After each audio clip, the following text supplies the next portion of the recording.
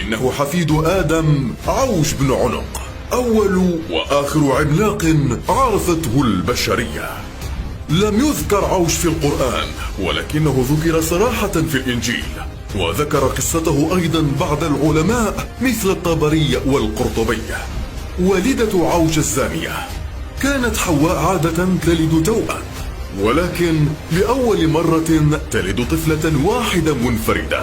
كانت الطفلة مشوهة، لها رأسان بين كتفيها، ولها في كل كف 10 أصابع وليس 5. ينتهي كل أصبع بمخالب طويلة معقوفة كمخالب الشيطان، لتسميها حواء باسم عنق. كبرت عنق وهي تكره عائلتها بشدة بسبب شكلها المشوه، وأول ما فعلته باعت روحها لإبليس، وتعلمت السحر الأسود والشعوذة، بل أنها كانت أول زانية في التاريخ كله، لتنجب أول طفل لها وأسمته عوج. وبسبب أنها لم تعرف من أبيه بسبب تعدد علاقاتها نسبته لنفسها عوج بن ناقة، عملاق يجوب الأرض ويفسد من عليها. زاد فساد عنق، وخصوصا حينما رأت حجم طفلها العملاق، وسعت في الأرض فسادا لتدعو عليها حواء ويستجيب الله لها، فأرسل الله عليها أسدا بحجم فيل ليقتلها أمام ابنها عوج. يكبر عوج ويقرر الانتقام من بني آدم كلهم.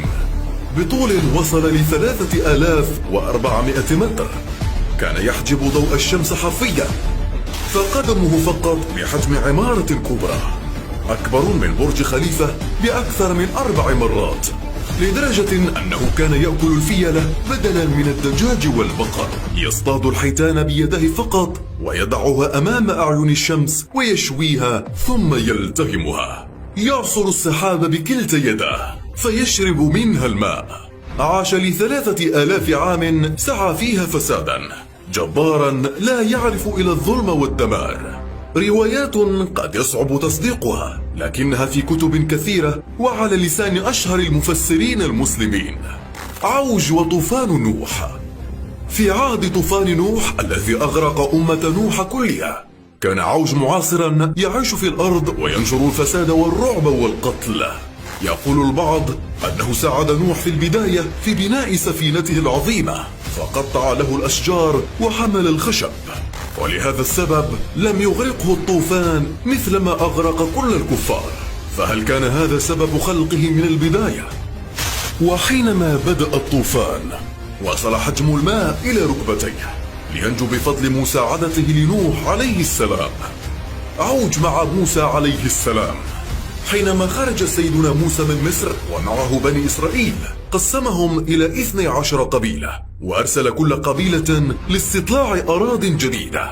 فتذهب قبيلة منهم إلى أرض كنعان، إنها الأرض التي يحكمها جبار وعملاق الأرض عوج بن ناقة. ثم يمسك رجال موسى ويربطهم في الشجر، ثم يقرر أن يعتقهم ليذهبوا لموسى ويخبروه عما رأوه وشاهدوه. عملاق قادر على هزيمة أكبر جيش على وجه الأرض بضربة واحدة.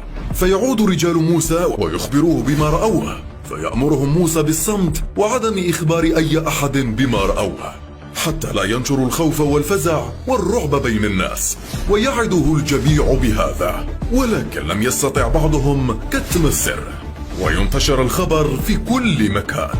جبار مرعب في أرض كنعان يحكمها وسيبيد بني إسرائيل.